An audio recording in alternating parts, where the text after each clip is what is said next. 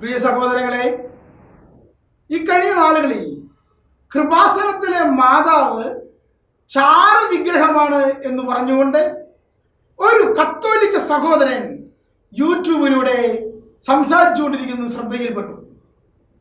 ഞാൻ ആ വ്യക്തിയെ പരിചയപ്പെട്ടു. ഡസ്റ്റിൻ എന്നാണ് അദ്ദേഹത്തിൻ്റെ പേര്. അങ്കമാലിയുള്ള ഒരു സുഹൃത്താണ്. അദ്ദേഹം കത്തോലിക്ക സഭയിലെ ഇന്നുള്ള ദേവാലയങ്ങളിലുള്ള ചില ആചാരങ്ങളെ പരിഹസിച്ചുകൊണ്ട് അവയെല്ലാം വിഗ്രഹാരാധനയാണ് എന്ന് പറഞ്ഞുകൊണ്ട് യൂട്യൂബിലൂടെ വീഡിയോ ഇടുകയായിരുന്നു. എന്നിട്ട് അദ്ദേഹം പറയുകയാണ്, ഞാനൊരു കത്തോലിക്കനാണ്, ഞാനൊരു പെന്തക്കോസ്തക്കാരനല്ല, ഞാൻ സഭ മാറാൻ നിങ്ങളോട് ആരോടും പറയുന്നില്ല, ഞാൻ കത്തോലിക്ക വിശ്വാസിയാണ്.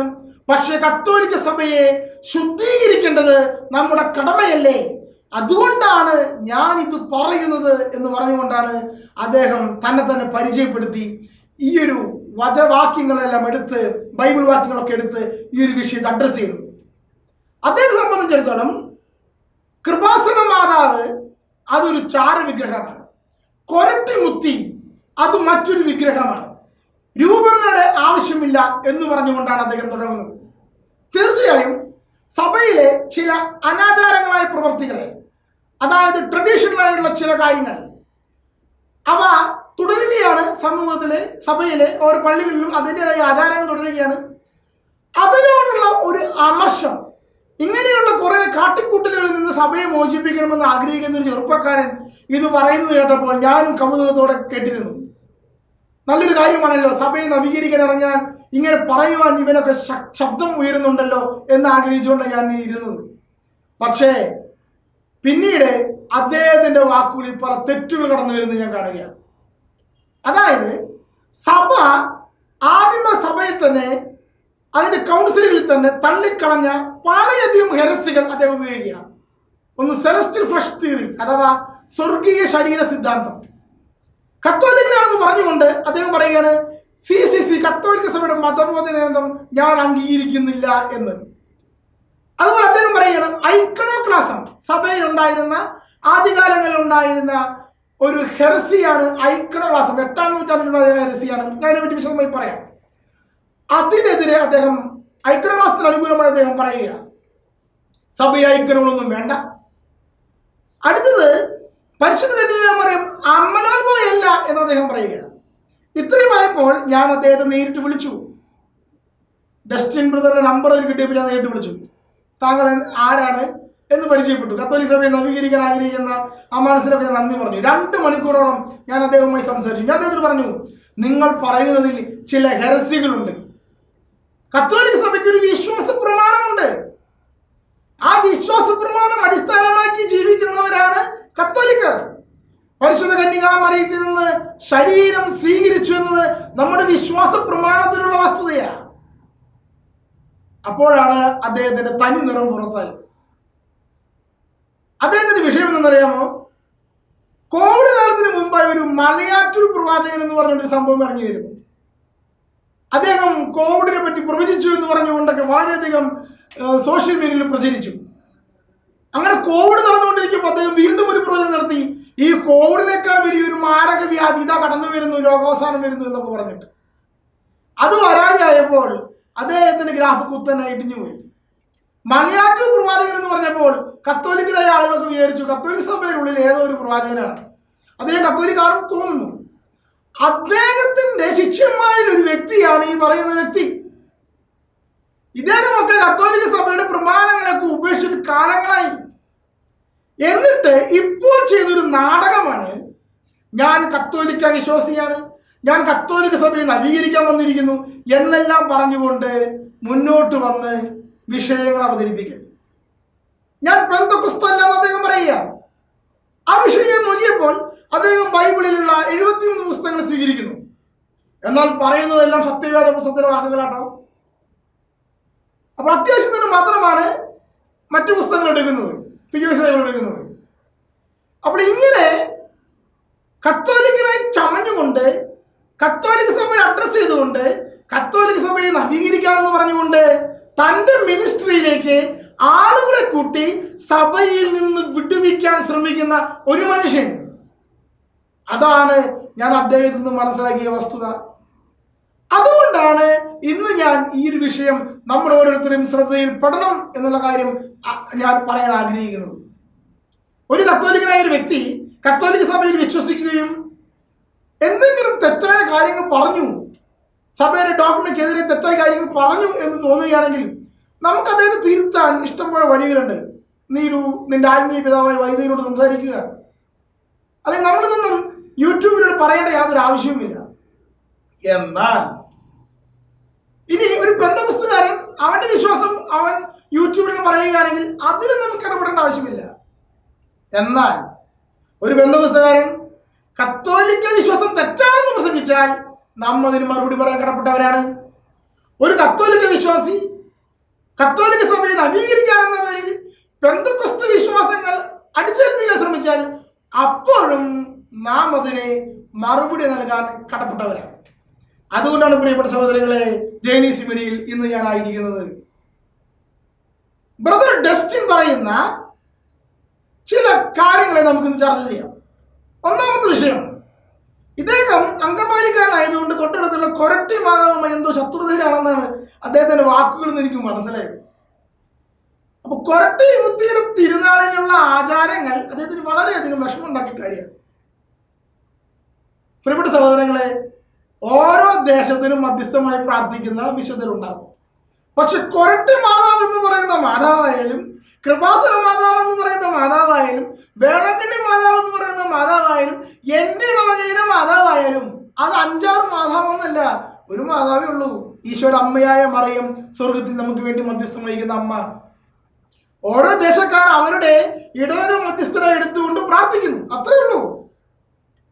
അതല്ലാതെ അതൊരു വിഗ്രഹമെന്നോ അവിടെയുള്ള മാതാവ് മാത്രം ശരിക്കുള്ള മാതാവ്, കൊരട്ടിയിലെ മാതാവ് മാത്രം ശരിക്കുള്ള മാതാവ്, കൃപാസനത്തിലെ മാതാവ് മാത്രം ശരിക്കുള്ള മാതാവ്, എൻ്റെ പള്ളിയിലെ മാതാവ് ശരിക്കുള്ള മാതാവല്ല എന്നൊരു തെറ്റിദ്ധാരണയൊന്നും കത്തോലിക്ക സഭയിലെ വിശ്വാസികൾക്കില്ല. പിന്നെ ഓരോ ദേശത്തിലെ ഓരോ ഇപ്പൊ പൂവങ്കുല നേർച്ച, ഓരോ ദേശക്കാർക്ക് ഓരോ ട്രഡീഷണലായിട്ടുള്ള ഓരോ വിശ്വാസങ്ങളുണ്ടാവും. അത് സിമ്പിൾ ഫെയ്ത്തിന്റെ ഭാഗമാണ്. എല്ലാവരും മാതാവിനെ കാണാൻ കൊരട്ടിയിലേക്ക് അല്ലെങ്കിൽ കൃപാസനത്തിലേക്ക് പോകണമെന്ന് നിർബന്ധമുണ്ടോ? ഇല്ല. അപ്പൊ ഓരോ ഭാഗത്തും ഓരോ ട്രഡീഷൻ ഉണ്ടാകും. അത് എന്താണെന്ന് വിശദമായി പരിശോധിച്ചതിന് വ്യക്തമായ മാർഗനിർദ്ദേശം നൽകേണ്ടത് ആ സഭയിലെ മെത്രാന്മാരുടെ ഉത്തരവാദിത്തമാണ്. അതങ്ങനെ നിൽക്കട്ടെ. പക്ഷെ അതിനോടുള്ള വിഷമത്തെ പ്രതി സഭ തന്നെ മോശമാണെന്ന് പറയുകയാണെങ്കിൽ അതിലെന്തർത്ഥമുള്ളത്? ഇദ്ദേഹത്തിന് മാതാവിനോടുള്ള ഈ ദേഷ്യം എവിടെ എത്തിയെന്നറിയാമോ? യേശു ക്രിസ്തുവിന്റെ മനുഷ്യത്വം എന്ന് പറയുന്നത് മറിയത്തിൽ നിന്ന് ശരീരം സ്വീകരിച്ചു എന്ന അടിസ്ഥാന വിശ്വാസ പ്രമാണത്തെ തള്ളിക്കളയുന്നതിലേക്ക് എത്തിയിരിക്കുക. അപ്പോൾ എവിടെ വരെ എത്തി? സെലസ്റ്റിയൽ ഫ്ലഷ് തിയറി, അതായത് സ്വർഗീയ ശരീര സിദ്ധാന്തം. അദ്ദേഹത്തിന്റെ പ്രസംഗം അദ്ദേഹം പറയുന്നുണ്ട്, സ്വർഗീയ ശരീര സിദ്ധാന്തമാണ് അദ്ദേഹം വിശ്വസിക്കുന്നത്. നമുക്കതൊന്ന് കേൾക്കാം. കാരണം നമ്മുടെ പഠനങ്ങൾ എവിടെയൊക്കെയോ തെറ്റിപ്പോയി, നമ്മുടെ പഠനങ്ങളിൽ വീഴ്ച വന്നു. യേശുവിന്റെ ദൈവത്വത്തിൽ മായം കലർത്തി, അല്ലെങ്കിൽ അത്തരം കാര്യങ്ങളുടെ പഠനങ്ങളിൽ തന്നെ നമ്മളിൽ വീഴ്ചകൾ സംഭവിച്ചു. നമ്മുടെ കുഞ്ഞുങ്ങൾക്ക് അത് സംഭവിക്കാതിരിക്കാനായി ഈ വചനത്തിൽ വ്യക്തമായി ദൈവത്തിന്റെ ആത്മാവ് വെളിപ്പെടുത്തിയ ചില കാര്യങ്ങൾ കർത്താവ് നമ്മുടെ മുൻപിൽ വെളിപ്പെടുത്തുക. അവൻ സ്വർഗത്തിൽ നിന്നുമാണ് വന്നത്. ഇതാ അവന് വേണ്ടി ഒരു ശരീരം സജ്ജമാക്കിയിരിക്കുന്നു. അവൻ കൈയും വീശിയല്ല വന്നത്, വചനം മാംസമായി നമ്മുടെ ഇടയിൽ വസിച്ചു.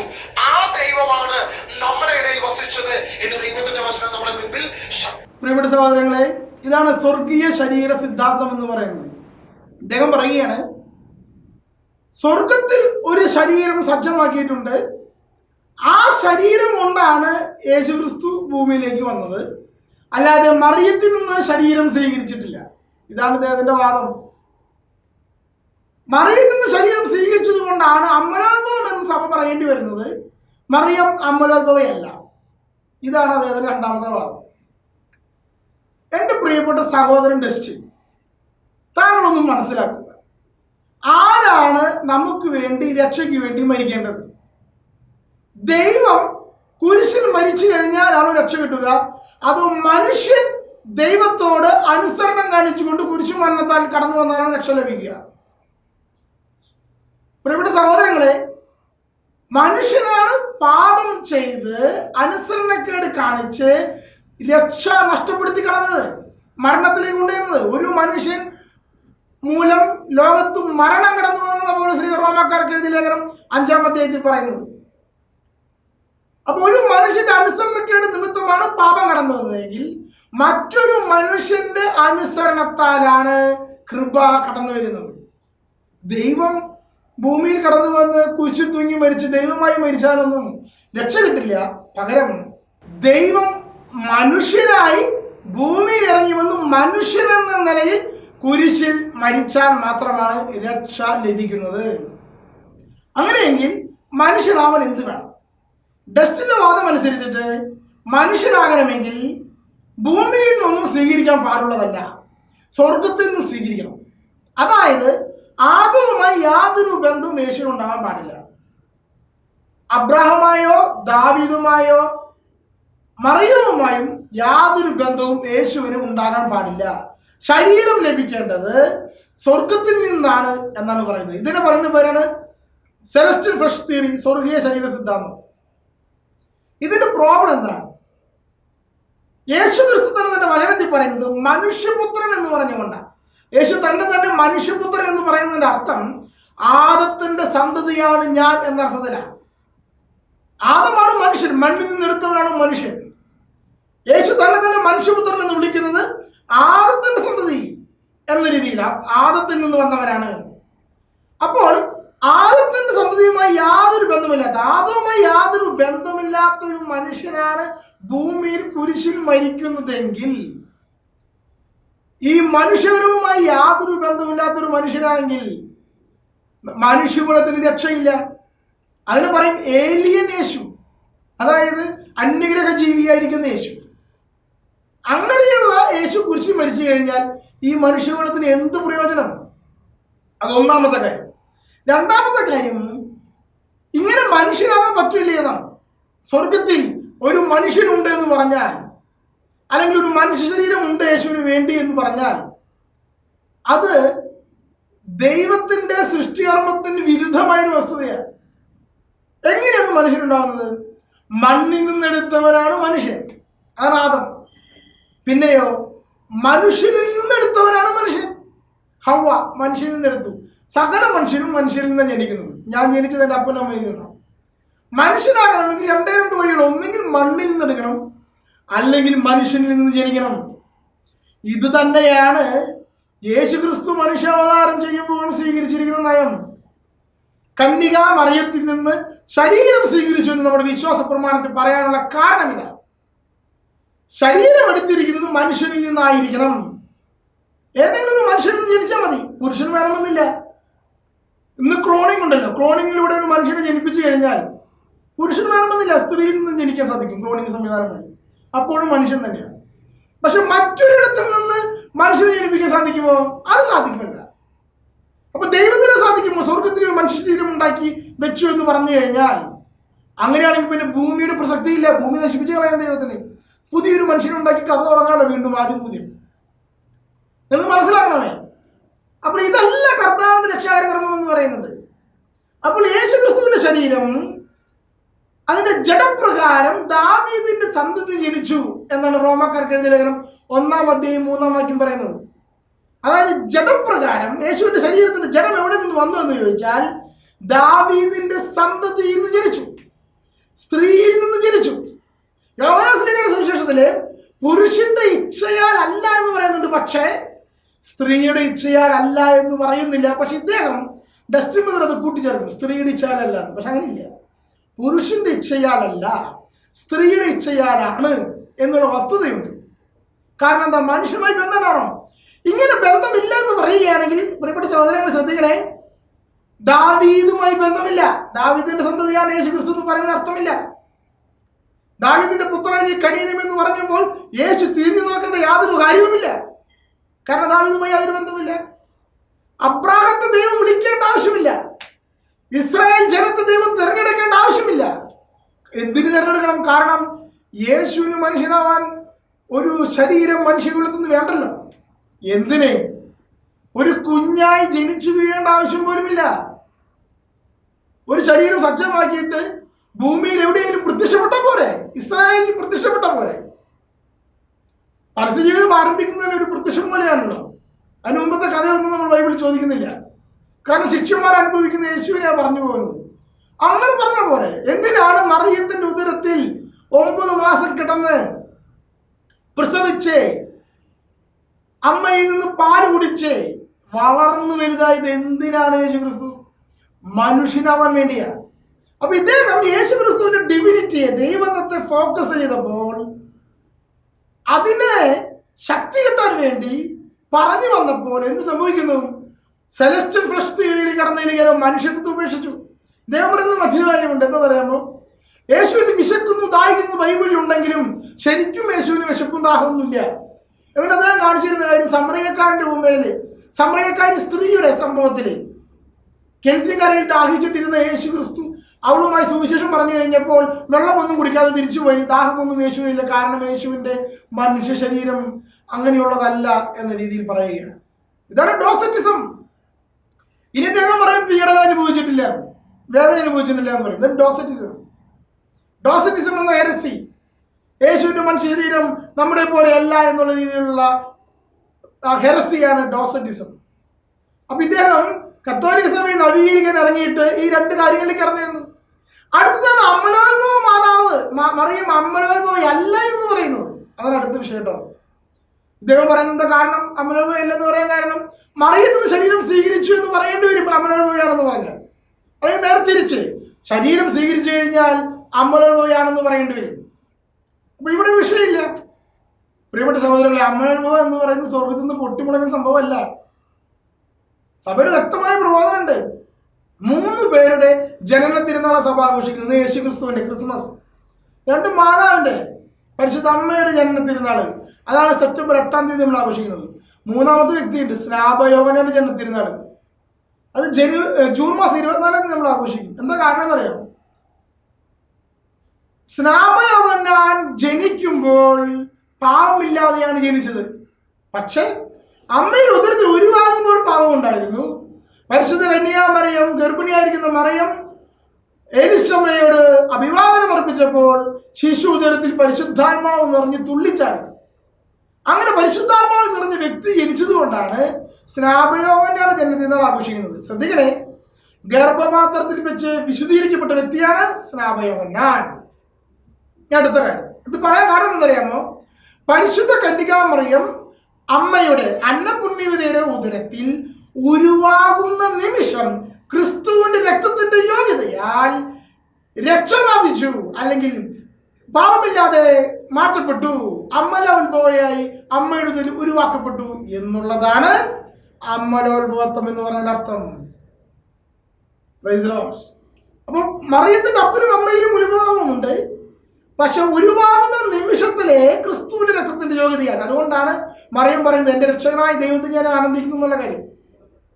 ഇങ്ങനെയാണ് രക്ഷ ലഭിച്ചിരിക്കുന്നത് മറിയത്തിന്. മറിയത്തിനും രക്ഷ ആവശ്യമുണ്ട്, ക്രിസ്തുവിന്റെ രക്ഷ ആവശ്യമുണ്ട്. അതാണ് അമ്മലോത്ഭവം എന്ന മഹത്വത്തിലേക്ക് എത്തിയിരിക്കുന്നത്. നാം മാമോദീസായിൽ നമ്മുടെ ഉത്ഭവപാപത്തിൽ നിന്ന് മോചനം പ്രാപിക്കുന്നു. അപ്പൊ ഈ ഒരു വസ്തുതയെ ഉൾക്കൊള്ളുവാൻ ഡസ്റ്റിൻ തന്നെ എന്നത്തെ പ്രയാസം. അങ്ങനെയാണെങ്കിൽ സ്നാപയോഹന്നാനെ തള്ളി പറയേണ്ടി വരും. സ്നാപയോഹന്നാനും ജനിച്ചപ്പോൾ തന്നെ പാവമില്ലാതെ ജനിച്ചല്ലോ. അമ്മയുടെ ഉദരത്തിൽ ഉരുവാക്കുമ്പോഴല്ല, അമ്മയുടെ ഉദരത്തിൽ ആയിരിക്കുമ്പോൾ പരിശുദ്ധാത്മാവ് നിറഞ്ഞ വ്യക്തി സ്നാപയോഹന്നാൻ. അപ്പോൾ ഇദ്ദേഹം ഈ സിദ്ധാന്തം എടുത്തു വരും. അപ്പൊ എന്തൊക്കെ മാറി? ഈ പറയുന്ന സെലസ്റ്റ് ഫ്ലഷ് തിയറിയിലേക്ക് പോയി, ഡോസറ്റിസത്തിലേക്ക് പോയി, മറിയം അമ്മലോത്ഭവയല്ല എന്നുള്ള വിശ്വാസത്തിലേക്ക് പോയി.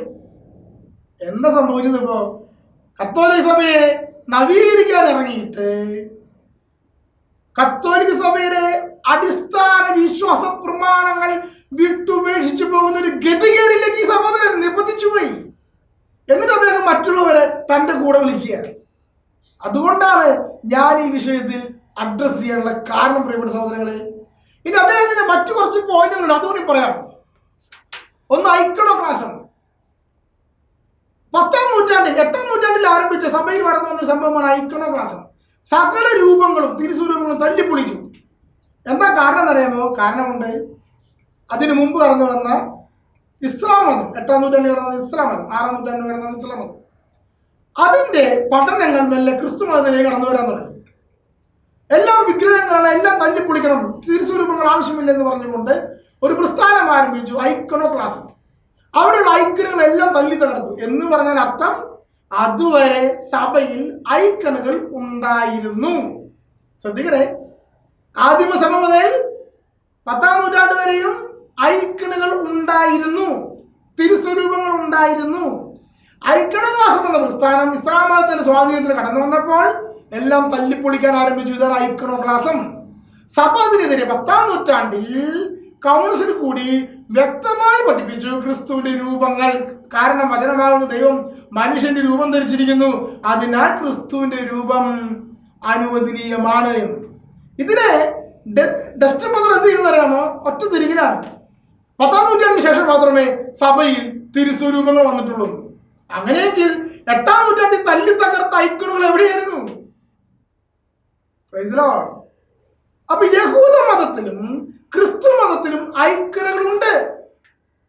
യഹൂദർ ജെറുസലേം ദേവാലയത്തിൽ അർപ്പിക്കുന്ന ബലികൾ വാഗ്ദാനം പറയുന്നതിന് മുമ്പിൽ ഐക്കണല്ലേ? അവിടെ ധൂപാർപ്പണമുണ്ട്.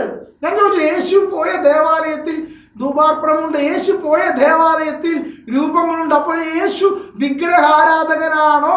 ഞാൻ അദ്ദേഹത്തോട് ചോദിച്ചു. അപ്പോൾ അദ്ദേഹം എന്നോട്, ഞാൻ യേശുവിന് വിഗ്രഹാരാധകനാക്കി എന്ന് പറയാ. ഞാൻ പറഞ്ഞത് വസ്തുതയല്ലേ? ജെറുസലേം ദേവാലയത്തിൽ രൂപങ്ങളില്ലേ? അവിടെ കെരൂബുകളുടെ രൂപങ്ങളുണ്ട്, അവിടെ വാഗ്ദാനപടമുണ്ട്, അതിൽ ധൂപാർപ്പണമുണ്ട്. യഹൂദന്മാർ സ്വർഗീയ ഐക്കണുകളെ വെച്ചു വണങ്ങിയിരുന്നു. ദൈവത്തിന് ആരാധന അർപ്പിക്കുന്ന ബലിവസ്തുക്കൾക്ക് അതിന് തുല്യമായ ഐക്കണുകളോട് ഉണ്ടായിരുന്നു. അതാണ് ജെറുസലേം ദേവാലയത്തിന്റെ നിർമ്മാണം. 1 കാണാമല്ലോ. അപ്പൊ ഇദ്ദേഹത്തെ സംബന്ധിച്ച് ദേവാലയം പാടില്ല, ജെറുസലേം ദേവാലയം പാടില്ല. കാരണം മനുഷ്യന്റെ ആലയം, മനുഷ്യനാണ് ദൈവത്തിന്റെ ആലയം, വേറൊരു ദേവാലയം വേണ്ട. ഇദ്ദേഹം പറയാ, യേശു ദേവാലയത്തിൽ പോയിട്ടുണ്ട്, അപ്പോസ്തലന്മാർ ദേവാലയത്തിൽ പോയിട്ടുണ്ട്, ബൈബിളിൽ നമുക്ക് കാണാലോ. അപ്പോൾ യേശു അവിടേക്ക് പോയത്, അതാണ് വിചിത്രമായി മറ്റൊരു വാദം അദ്ദേഹം പറഞ്ഞത്. യേശു ജെറുസലേം ദേവാലയത്തിലേക്ക് പോയത് അവിടെയുള്ള കുറെ ആളുകൾ കൂടിയത് കൊണ്ട് അവരെ പഠിപ്പിക്കാനാണ്. യേശു വെറുതെ മലയിൽ കയറി നിന്ന് പ്രസംഗിച്ചാൽ 5000 പുരുഷാരമോ കൂടിയത്. ആളെ കൂട്ടാൻ വേണ്ടിയിട്ട് അല്ലെങ്കിൽ ആളെ കാണാൻ വേണ്ടിയിട്ടാണോ ജെറുസലേം ദേവാലയത്തിലേക്ക് യേശു പോകുന്നത്? വർഷം തിരുനാളിന് പോയത്. എന്റെ ആലയം പ്രാർത്ഥനാലയം എന്ന് വിളിക്കപ്പെടുന്നു പറഞ്ഞുകൊണ്ട് അനേകരെ പ്രാർത്ഥിപ്പിക്കുവാൻ ഓശാനവാടി കൊണ്ട് ജെറുസലേം ദേവാലയത്തിന്റെ ഉള്ളിലേക്ക് പ്രവേശിപ്പിച്ചവരാണ് യേശു കർത്താവ്. ഇദ്ദേഹം പറയുന്നത് ദേവാലയത്തിന്റെ ആവശ്യമില്ല. എന്ത് യുക്തിയാണ് അദ്ദേഹം പറയുന്നതിന്?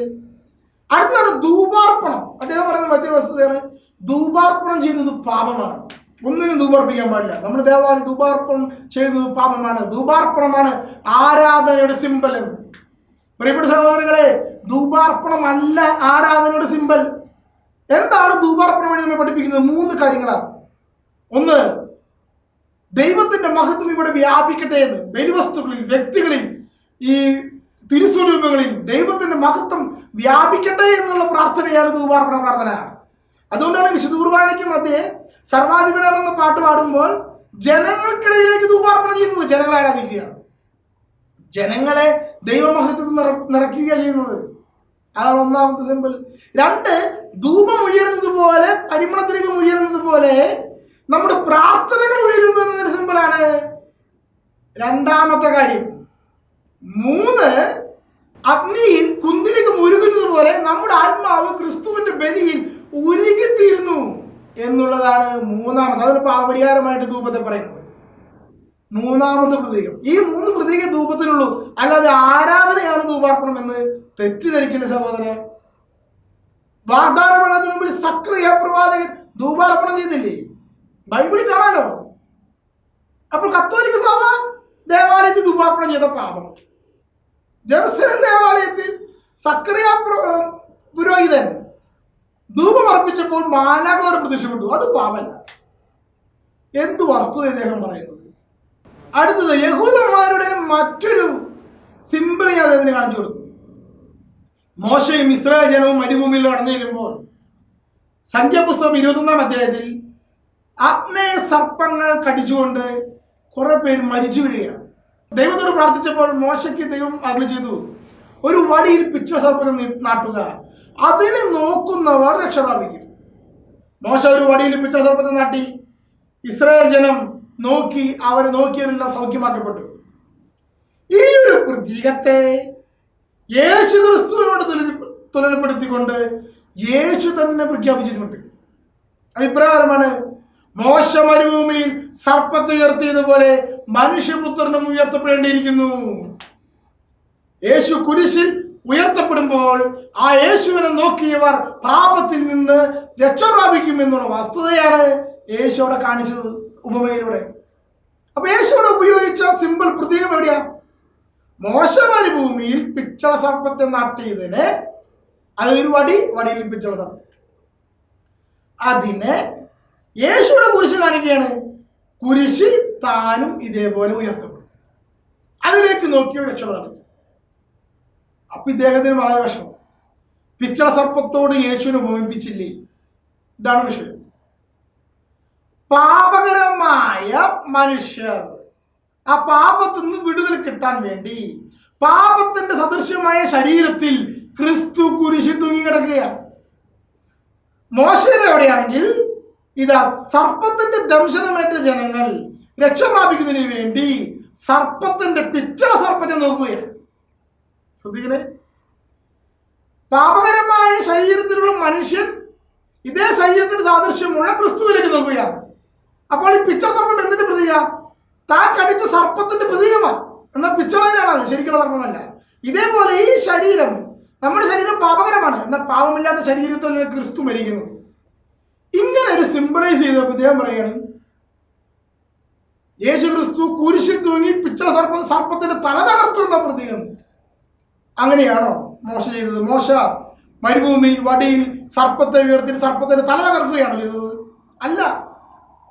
അപ്പൊ ഇദ്ദേഹം ഈ ഒരു പ്രതീകത്തെ ഉൾക്കൊള്ളാൻ സ്വീകരിക്കാൻ സാധിക്കുന്നില്ല. മരുഭൂമിയിൽ വടിയിൽ ഉയർത്തിയ പിച്ചള സർപ്പം ക്രിസ്തുവിനെ സൂചിപ്പിക്കുന്നു. അത് യേശു തന്നെ തന്റെ വചനത്തിലൂടെ പറഞ്ഞിരിക്കുന്നു എന്ന് പറഞ്ഞപ്പോൾ ആ പ്രതീകത്തെ ഉൾക്കൊള്ളാൻ അദ്ദേഹത്തിന്റെ ഉള്ളിലുള്ള തിരുസ്വരൂപങ്ങളെ ഉൾക്കൊള്ളാൻ സാധിക്കാത്ത ആ മനസ്സുണ്ടല്ലോ, ആ മനസ്സ് അദ്ദേഹം ബൈബിളിലെ വാക്യങ്ങൾ തെറ്റിച്ചുകൊണ്ട് പറയാണ്, അങ്ങനെയല്ല, ക്രിസ്തു കുരിശിൽ തൂങ്ങി സർപ്പത്തിന് തല തകർക്കുമെന്നാണ് പറഞ്ഞിരിക്കുന്നത്. അങ്ങനെ പറഞ്ഞിട്ട് എവിടെ ബൈബിൾ അങ്ങനെ പറഞ്ഞിരിക്കുന്നു? അപ്പൊ എന്താ പ്രശ്നം? ഹെസക്കിയ പിച്ചള സർപ്പത്തെ തകർത്ത് കളഞ്ഞു, തകർത്തോട്ടെ. ഇവിടെ വിഷയം ക്രിസ്തു പിച്ചള സർപ്പത്തെ എടുത്തില്ലേ എന്നതാണ്. ക്രിസ്തു തന്റെ പ്രതീകമായി പിച്ചള സർപ്പത്തെ കാണിച്ചില്ലയോ എന്നുള്ളതാണ്. അപ്പൊ പ്രതീകങ്ങൾ യഹൂദന്മാർക്കുണ്ട്, ക്രിസ്ത്യാനികൾക്കുണ്ട്, മുസ്ലിങ്ങൾക്കില്ല. ഐക്യവാസം പിടിച്ചു നിൽക്കുന്ന ചില ക്രിസ്ത്യൻ സഭകൾക്കും അതില്ല. അത് തന്നെ ഇദ്ദേഹം സ്വീകരിച്ചിരിക്കുന്നത്. ഇത് തന്നെയാണ് അദ്ദേഹത്തോട് പറഞ്ഞത്. ഇനി കൃപാസനം ചാരവിഗ്രഹം. പ്രിയപ്പെട്ട സഹോദരങ്ങളെ, പരിശുദ്ധ കന്യാമറിയത്തെ കൃപാസന മാതാവായി സ്വീകരിക്കണമെന്ന് ദൈവം ആഗ്രഹിക്കുന്നുണ്ടെങ്കിൽ അതിനർത്ഥം എന്താണെന്നറിയാമോ? കൃപാസനം എന്ന് പറഞ്ഞ വാഗ്ദാന പേടകം എന്നർത്ഥം. വാഗ്ദാന പേടകത്തിൽ പിതാവായ ദൈവത്തിന്റെ പുത്രൻ തമ്പുരാനും പരിശുദ്ധാത്മാവും സന്നിഹിതനായി. വാഗ്ദാന പേടകത്തിൽ പുത്രൻ തമ്പുരാനും പരിശുദ്ധാത്മാവും നിറഞ്ഞു നിന്നു. അതാണ് വാഗ്ദാന പേടകത്തിന്റെ പ്രത്യേകത. അത് നമുക്ക് കാണാൻ സാധിക്കുന്നത് പുതിയ നിയമത്തിൽ മറിയത്തിൽ പരിശുദ്ധാത്മാവും വചനഭാവവും ദൈവം ഒരുപോലെ വന്ന് ഇറങ്ങി അങ്ങനെയാണ് ക്രിസ്തുവിന്റെ ജനനം ഉണ്ടാവുന്നത്. അതാണ് മറിയത്തെ വാഗ്ദാന പേടകം എന്ന് വിളിക്കാൻ കാരണം, കൃപാസനം എന്ന് വിളിക്കാൻ കാരണം. അങ്ങനെ ദൈവം പരിശുദ്ധ കന്യാമറിയത്തെ കൃപാസന മാതാവ് എന്ന രീതിയിൽ, വാഗ്ദാന പേടകം എന്ന രീതിയിൽ കേരള ജനത സ്വീകരിക്കണമെന്ന് ആഗ്രഹിക്കുന്നെങ്കിൽ ഇദ്ദേഹത്തിന് എന്ത്? ഇനി കൃപാസന മാതാവ് എന്ന് പറയുന്നത് ചാരവിഗ്രഹമാണ്, പൈശാചികമാണെന്ന് പറയുന്നത് കരുതുക. യേശു ചോദിച്ച ചോദ്യം ഇവിടെ കിടക്കുകയല്ലേ, ഞാൻ ബെൽസെബൂലിനെ കൊണ്ടാണ് പിശാചുകളെ പുറത്താക്കുന്നത് പറഞ്ഞാൽ അന്തയുദ്ധമുള്ള ലോകം നശിച്ചു പോകും, രാജ്യം നശിച്ചു പോകും. യേശു പറയാ, കൃപാസനത്തിലേക്ക് കടന്നു വന്ന ആളുകൾ മാനസാന്തരപ്പെടുകയും തങ്ങളുടെ ജീവിതം വിശദീകരിക്കുകയും ചെയ്യുന്നുവെങ്കിൽ പ്രിയപ്പെട്ട സഹോദരങ്ങളെ, അത് പൈശാചികമാണെന്നാണോ നമ്മൾ ചിന്തിക്കേണ്ടത്? ആളുകൾ മാനസാന്തരപ്പെടുകയും അനുദിന വിശദീകരിച്ച് കടന്നു വരികയും സുവിശേഷ പ്രഘോഷണമായി അവിടെയുള്ള കൃപാസന പത്രം വിതരണം ചെയ്യുകയും ചെയ്യുന്നെങ്കിൽ നാം മനസ്സിലാക്കേണ്ടത് അവിടെ നിന്നുള്ളത് പൈശാചികമാണെന്നാണോ? വചനം പങ്കുവെക്കുന്ന ശുശ്രൂഷ ചെയ്യുമ്പോൾ അവിടെ പൈശാചികമാണെന്നാണോ? അന്തയുദ്ധമുള്ള ലോകം നശിച്ചു പോകുന്നത് ക്രിസ്തു തന്നെ പഠിപ്പിച്ചില്ലേ? ഇദ്ദേഹത്തിന് ഉൾക്കൊള്ളാൻ സാധിക്കാത്തതുകൊണ്ട് എല്ലാം പൈശാചികം. അതുകൊണ്ടാണ് കൃപാസനത്തെ ചാരവിഗ്രഹമെന്നും പൈശാചികമെന്നും പറയാൻ ഇദ്ദേഹത്തിന് ഒരു മടിയുമില്ലാതെ പോയത്. എവിടെയും അനാചാരങ്ങളുണ്ടെങ്കിൽ എതിർക്കപ്പെടണമെന്നേ. പക്ഷേ ഒരു വ്യക്തിയുടെ സിമ്പിൾ ഫെയ്ത്ത് ഉടമ്പടി എടുക്കുന്നത് തെറ്റാണല്ലോ? അതാണ് അടുത്ത ചോദ്യം. നമുക്കൊരു പഴയ നിയമമുണ്ട്, പുതിയ നിയമമുണ്ട്, മറ്റൊരു ഉടമ്പടി പാടില്ല. ദൈവം പറയുക, അപ്പൊ വിവാഹം ഒരു ഉടമ്പടിയല്ലേ? ഞാനും എൻ്റെ ഭാര്യയും സന്തോഷത്തിലും ദുഃഖത്തിലും ദാരിദ്ര്യത്തിലും സമ്പത്തിലും എല്ലാം മരണം വരെ ജീവിച്ചു കൊള്ളാമെന്നൊരു പ്രതിജ്ഞ ചെയ്യുമ്പോൾ അത് ഉടമ്പടിയല്ലേ? ഞാനും ഭാര്യയും തമ്മിലപ്പോൾ ഒരു കർത്താവിന് ഒരു ഉടമ്പടി എടുക്കാൻ പാടില്ലേ? ഇവൻ ഞാൻ എൻ്റെ അമ്മയ്ക്ക് വാക്ക് കൊടുക്കാൻ പാടില്ല. എൻ്റെ അമ്മയോട് ഞാൻ ഇന്ന കാര്യം ചെയ്യില്ല കേട്ടോ എന്ന് എൻ്റെ അമ്മയോട് എനിക്കൊരു വാക്ക് കൊടുക്കാൻ പാടില്ല. ഇതുപോലെ സ്വർഗത്തിലെ പരിശുദ്ധ അമ്മയോട് ഒരു ഉടമ്പടി വയ്ക്കുകയാണ്, ഞാൻ ക്രിസ്തുവിൻ്റെ പാതയിൽ, ദൈവിക പാതയിൽ ഞാൻ നടന്നുകൊള്ളാമെന്ന് അമ്മയോടൊരു വാക്ക് കൊടുത്തതിന് ഇദ്ദേഹം പുതിയ നിയമത്തിൻ്റെയും പഴയ നിയമത്തിൻ്റെ ഉടമ്പടിയോട് ചേർത്ത് വെച്ച് പറയേണ്ട ആവശ്യം വരുന്നുണ്ടോ? ഇത് ക്രിസ്തുവിന്റെ അരികിലേക്ക് തന്റെ അമ്മ വഴി മാധ്യസ്ഥം ചോദിക്കുന്ന ചോദ്യം മാത്രമേ ഉള്ളൂ. Praise the Lord. ഇനി മറ്റൊന്നാണ്, ദാനിയേലച്ചൻ പറഞ്ഞു ബൈബിള് കൂട്ടിക്കെട്ടി, അത് സഭയാണ് കൂട്ടിക്കെട്ടിയത്. അദ്ദേഹം അതിനെതിരെ ബൈബിളൊക്കെ ആദ്യം മുതലുണ്ട്, ആദിമസഭ മുതലുള്ളതാണ്. പ്രിയപ്പെട്ട സഹോദര, AD 30 മുതൽ AD 47 വരെ പുതിയ നിയമ പുസ്തകങ്ങളൊന്നും തന്നെ ഇല്ലാതെ സഭയുണ്ടായിരുന്നു. ഒന്ന് മനസ്സിലാക്കണേ, സഭയുണ്ടായിരുന്നു. ഇനി 1-ാം നൂറ്റാണ്ടിൽ അപ്പോസ്തലന്മാർ എഴുതിയ ലെറ്ററുകൾ ഓരോരോ സഭയ്ക്കുള്ളതായിരുന്നു, അത് അവരുടേതായിരുന്നു. അതെങ്ങനെ പുതിയ നിയമമായി ക്രോഡീകരിക്കപ്പെട്ടു എന്ന് ചോദിച്ചാൽ, ആദ്യം ഇത് മാർസിയോൺ, അതൊരു ഹെരസിയാണ്. മാർസിനിസം എന്ന ഹെരസിയുടെ അർത്ഥമാണ് മാർസിയോൺ. അദ്ദേഹം യഹൂദന്മാരുടെ പഴയ നിയമ ഗ്രന്ഥങ്ങളെ തള്ളിക്കളയുന്നതിന് വേണ്ടി ലൂക്കായുടെ സുവിശേഷത്തിലെ 3 അധ്യായം കട്ട് ചെയ്ത് കളഞ്ഞിട്ട് ബാക്കിയുള്ള ഭാഗവും പൗലോസ്ലീഹയുടെ 10 ലേഖനവും കൂട്ടിച്ചേർത്തിട്ട് ഉണ്ടാക്കിയതാണ് ആദ്യത്തെ മാർസിയൻ ബൈബിള്. സഭ അപ്പോൾ തന്നെ അങ്ങനെ തിരുത്തലുകളിനെ മാർസിയനെ ശാസിക്കുകയും സഭ ഒരു പുതിയ നിയമ പുസ്തകം ക്രോഡീകരിക്കാൻ ആഗ്രഹിക്കുകയും ചെയ്തു. ഏതെല്ലാം പുസ്തകങ്ങൾ വേണമെന്നുള്ള ചർച്ചകളുണ്ടായി.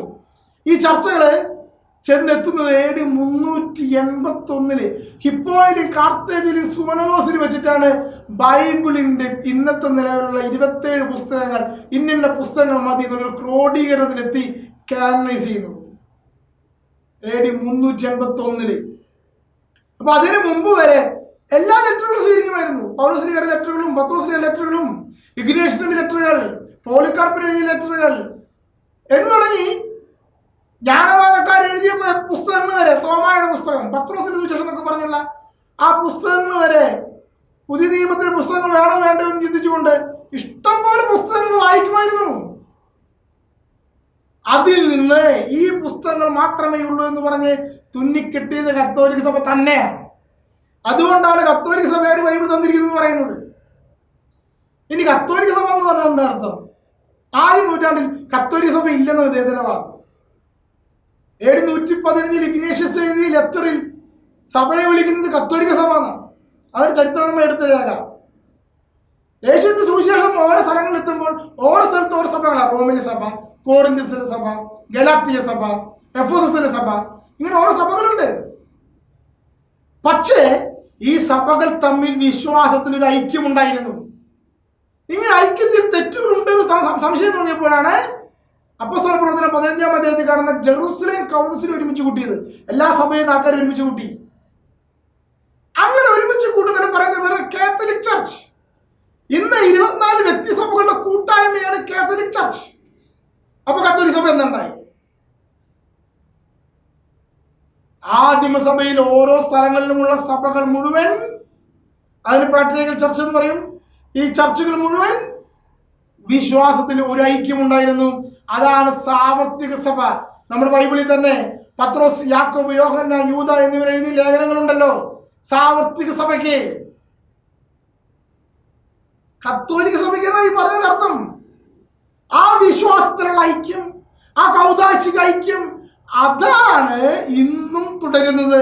അതിനെ കത്തോലിക്ക സഭ എന്ന് പറയുന്നത്. അല്ലാതെ 300-കളുണ്ടായതല്ല. AD 325 നിക്യ കൗൺസിൽ കൂടുമ്പോൾ കോൺസ്റ്റന്റീൻ ചക്രവർത്തി ഈ കൗൺസിൽ വിളിച്ചു കൂട്ടുമ്പോൾ ചിലർ പറയും അന്നാണ് കത്തോലിക്ക സഭ. അല്ല, അതുവരെയുള്ള ആ സഭകളിലുള്ള ചുറ്റുമുള്ള സഭകളിലുള്ള വ്യക്തികളെ, ഈവൻ സിറിയയിൽ നിന്ന്, തന്റെ അതിർത്തിക്ക് പുറത്തുള്ള സിറിയയിൽ നിന്നുള്ള സഭയിലെ മെത്രാന്മാരെ വരെ വിളിച്ചു കൂട്ടിയിട്ടാണ് നിക്കാ കൗൺസിൽ ഒരുമിച്ച് കൂടിയത്. അതിന് കാത്തലിക് ചർച്ച എന്ന് പറഞ്ഞത്. അപ്പോൾ ഉണ്ടായതല്ല, കോൺസ്റ്റന്റൈൻ ഉണ്ടാക്കിയതല്ല. കാരണം കോൺസ്റ്റന്റൈൻ്റെ ബൗണ്ടറിക്ക് പുറത്തുള്ള സഭയിലെ ആളുകളും ഇതിലേക്ക് വന്നിരിക്കുക. അങ്ങനെ കാത്തലിക് ആയിരിക്കുന്നത്. ചിലരൊക്കെ പറയും കത്തോലിക്ക സഭ ഉണ്ടാക്കിയത് കോൺസ്റ്റന്റൈൻ ചക്രവർത്തിയാണ്. അതിനുള്ള മറുപടിയാണ് ഈ പറഞ്ഞത്. ഇനി ഇദ്ദേഹത്തിന് മറ്റൊരു വാദമാണ്, യൂദാസ് യേശുവിനെ ഒറ്റിക്കൊടുത്തില്ലെങ്കിൽ രക്ഷയുണ്ടാകുമോ? അപ്പോൾ നമ്മൾ ചിന്തിക്കും, അത് ശരിയാണല്ലോ, യൂദാസ് യേശുവിനെ ഒറ്റിക്കൊടുത്തില്ലെങ്കിൽ രക്ഷ ഉണ്ടാകുന്നില്ലോ. അപ്പോൾ യൂദാസ് അവിടെ ഇല്ലെങ്കിൽ എന്ത് സംഭവിക്കും? വേറെ യൂദാസ് വരും, ഇല്ലേ? വരും. അങ്ങനെയെങ്കിൽ മറിയം നോ പറഞ്ഞിരുന്നെങ്കിൽ, ഇതാ കർത്താവിന്റെ ദാസി എന്ന് പറഞ്ഞില്ലായിരുന്നെങ്കിൽ വേറെ സ്ത്രീയെ ദൈവം തെരഞ്ഞെടുക്കുമായിരുന്നില്ലേ? അപ്പോൾ ഓട്ടോമാറ്റിക്കലി അതേലോ, അങ്ങനെ തെരഞ്ഞെടുക്കും. അതുകൊണ്ട് മറിയത്തിന് യാതൊരു പ്രസക്തിയില്ല, മറിയം അല്ലെങ്കിൽ വേറൊരു സ്ത്രീ. ഇതെന്താ പ്രോബ്ലം അറിയാമോ? ഇദ്ദേഹം കരുതിയിരിക്കുന്നത് രക്ഷാകര കർമ്മം എന്ന് പറയുന്ന ഒരു നാടകമാണെന്നാണ്. ഒരു തിരക്കഥ എഴുതി വെച്ചിട്ടുണ്ട്. മറിയത്തിന്റെ റോൾ ഇന്നാൾ അവതരിപ്പിക്കുക, യൂദാസിന്റെ റോൾ ഇന്നാൾ അവതരിപ്പിക്കുക. അതിന്റെ ഫലമായിട്ട് ഉണ്ടായ സംഭവമാണ്, തിരക്കഥ അനുസരിച്ച് എഴുതപ്പെട്ടതാണ്, അല്ലെങ്കിൽ ഉണ്ടാക്കിയെടുത്ത രക്ഷാകര കർമ്മം. അപ്പൊ കുരിശിൽ മരിക്കേണ്ട സമയമാകുമ്പോൾ മരിച്ചോളണം, യൂദാസിന്റെ സമയമാകുമ്പോൾ യൂദാസ് കടന്നു വന്ന് ഒറ്റിക്കൊടുത്തോളണം, പത്രോസ് തള്ളി പറഞ്ഞുകൊള്ളണം, കയ്യപ്പാസിന്റെ റോൾ ഭംഗിയായി ചെയ്യണം, പിലാത്തോസിന്റെ റോൾ ഭംഗിയായി ചെയ്യണം എന്നാണ് ഇദ്ദേഹം വിചാരിച്ചിരിക്കുന്നത്. അങ്ങനെയല്ല. യേശുവിന്റെ കുരിശുമരണത്തിന് കാരണം ലോകത്തുള്ള പാപത്തിന്റെ ശക്തി ക്രിസ്തുവിനെ സഹനം കൊടുക്കാൻ, പാപത്തിന് തുല്യമായ സഹനം കൊടുക്കുവാൻ ആഗ്രഹിച്ചതിന്റെ ഫല. പ്രഭുത്വങ്ങൾ, അധികാരങ്ങൾ, അന്ധകാര ശക്തി, സ്വർഗികടങ്ങളിൽ വസിക്കുന്ന ദുരാത്മാക്കൾ, പ്രഭുത്വങ്ങൾ കയ്യഫാസ്, അധികാരങ്ങൾ പിലാത്തോസ്, അന്ധകാര ശക്തി, ആ പാപത്തിന്റെ തിന്മയുടെ ശക്തി, സ്വർഗീയങ്ങളിൽ വസിക്കുന്ന ദുരാത്മാവ് യൂദാസ്. ഈ പാപത്തിന്റെ മാക്സിമം പവർ ഉപയോഗിക്കുന്നതിന്റെ ഫലമാണ് ഈ വ്യക്തികൾ അവിടെ രൂപപ്പെടുന്നത്. പിശാച് യേശുവിനെ പാപത്തിന് തുല്യമായ ഒരു സഹനം കുരിശിലേക്ക് നൽകുമ്പോൾ ആ സഹനം സ്വീകരിക്കുകയെന്ന് ദൈവം പറയുന്നതിന്റെ ആ ഹിതത്തോട് യേശു ക്രിസ്തു ആ ദൈവിക വില്ലിനോട് ഹിതത്തോട് കീഴ്വണങ്ങിയപ്പോഴാണ് അനുസരണം ഉണ്ടായത്. പിതാവായ ദൈവം തിരക്കഥ എഴുതി കുരിശുമ തറച്ചു കൊന്നതല്ല, പാപത്തിന്റെ മാക്സിമം പവർ ഉപയോഗിക്കുമ്പോൾ ഉണ്ടാകുന്നതാണ് കുരിശുമരണം. ആ കുരിശുമരണത്തിന് യേശു ക്രിസ്തു സ്വീകരിക്കണമോ വേണ്ടയോ എന്നുള്ളതാണ് ദൈവഹിതം. ദൈവഹിതം സ്വീകരിക്കണം എന്നായിരുന്നു. ആ സ്വീകരിക്കണം എന്നുള്ള വസ്തുതയാണ് ക്രിസ്തു സ്വീകരിക്കുന്നത്. അപ്പോൾ കുരിശുമരണത്തെ എങ്ങനെയും ബ്ലോക്ക് ചെയ്യണം. അതായത് യേശു ക്രിസ്തു മനസ്സോടെ ഇത് എനിക്ക് വേണ്ട എന്ന് പറയണം എന്നുള്ളതാണ് പിശാച് ആഗ്രഹിക്കുന്നത്. അതുകൊണ്ടാണ് ആ യേശു ക്രിസ്തുവിന് മേലുള്ള പീഡകളുടെ എണ്ണം വർദ്ധിപ്പിക്കുന്നതും കുരിശിൽ കിടക്കുമ്പോൾ നീ ദൈവപുത്രനാണെങ്കിൽ കുരിശിൽ നിന്ന് ഇറങ്ങി വാടാ എന്നുള്ള പ്രലോഭനം നൽകുന്നത്. കുരിശിൽ നിന്ന് ഇറങ്ങി വന്നാൽ ദൈവം ആഗ്രഹിക്കുന്ന സഹനത്തെ സ്വീകരിക്കുക എന്ന് പറയുന്നതിനോട് നോ എന്ന് യേശു പറഞ്ഞു. അവിടെ രക്ഷാകർമ്മം പൊളിഞ്ഞു വീഴുകയാണ്. ഇതാണ് പിശാച് ചെയ്തത്. ഇങ്ങനെയുള്ള പ്രവൃത്തി ഫലമാണ് രക്ഷാകർമ്മം. എന്നാൽ മറിയത്തെ തിരഞ്ഞെടുക്കുന്നത് ആരാ? യൂദാസിൽ പ്രവർത്തിച്ചത് തിന്മയുടെ ശക്തിയാണെങ്കിൽ മറിയത്തിൽ പ്രവർത്തിക്കുന്നത് പരിശുദ്ധാത്മാവിന്റെ അഭിഷേകം. ദൈവത്തിന്റെ സ്വപ്നത്തിലുള്ളതാ. സ്ത്രീയിൽ നിന്ന് ജനിക്കണം, മനുഷ്യനാവണമെങ്കിൽ സ്ത്രീയിൽ നിന്ന് ജനിച്ചേ തീരൂ. ആ സ്ത്രീയാണ് മറിയം. അവിടെ ഒരു തെരഞ്ഞെടുപ്പ് വന്നിരിക്കുക. അതുകൊണ്ട് അമലോത്ഭവത്തിൽ ഈ തെരഞ്ഞെടുത്തിരിക്കുന്നത്.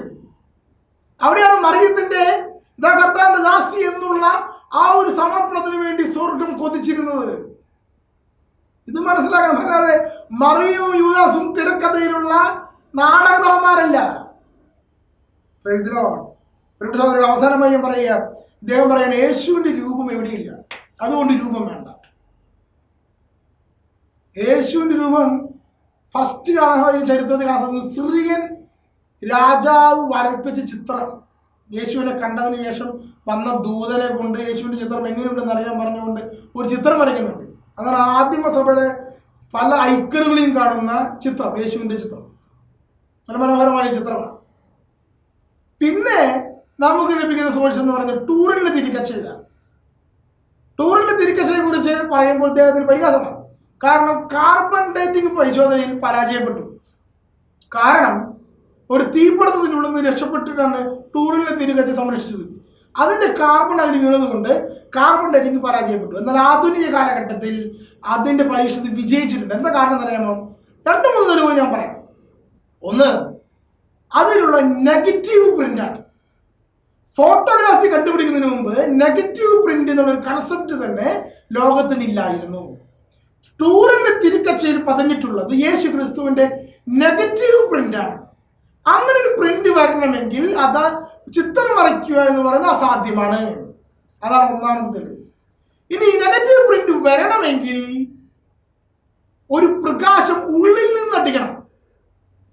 അങ്ങനെ ഒരു സാധ്യത യാതൊരു വിധത്തിലുള്ള അത്ര ഫോഴ്സ്ഫുൾ ആയിട്ടുള്ളൊരു സാധ്യത, പ്രകാശം വരുന്നൊരു സാധ്യത ഇല്ല. എന്നാൽ യേശു ഉത്ഥാനം ചെയ്യുമ്പോൾ ക്രിസ്തുവിന്റെ ശരീരത്തിൽ നിന്ന് പ്രവഹിച്ച ആ പ്രകാശം ക്രിസ്തുവിന്റെ ഒരു നെഗറ്റീവ് പ്രിന്റ് ടൂറിലെ ലിനൻ കച്ചയിൽ പതിഞ്ഞു. യേശുവിന്റെ പൊതിഞ്ഞ കച്ചയിൽ പതിഞ്ഞു. അതാണ് ഇതിന് കാരണമെന്ന് വസ്തുത വ്യക്തമാണ്. പിന്നെ അതിന്റെ ആർക്കിയോളജിക്കൽ അല്ലെങ്കിൽ പൂമ്പൊടിയുടെ ഫോറൻസിക് പരിശോധനകൾ, അതിനും ഈ തെളിവുകളുണ്ട്.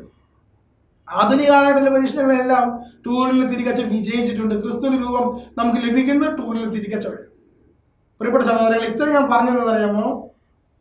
ഇദ്ദേഹത്തിന്റെ വാക്ചാതുരിക്ക് മുമ്പിൽ സഭയെ, കത്തോലിക്ക സഭയെ നവീകരിക്കാനുള്ള ആഗ്രഹത്തിന്റെ മുമ്പിൽ വലിയ തീഷ്ണതയോടെ കുറെ പേര് അദ്ദേഹത്തെ പിറകെ അനുഗമിച്ചിട്ട് അവസാനം സഭ വിട്ടുപോകേണ്ട വലിയ ദുരന്തത്തിലേക്ക് പോകരുതേ. കാരണം കത്തോലിക്ക സഭയിലാണ് സകല സൗഭാഗ്യങ്ങളും നിറഞ്ഞു മുടി ചൂടി നിൽക്കുന്നത് ആണ്.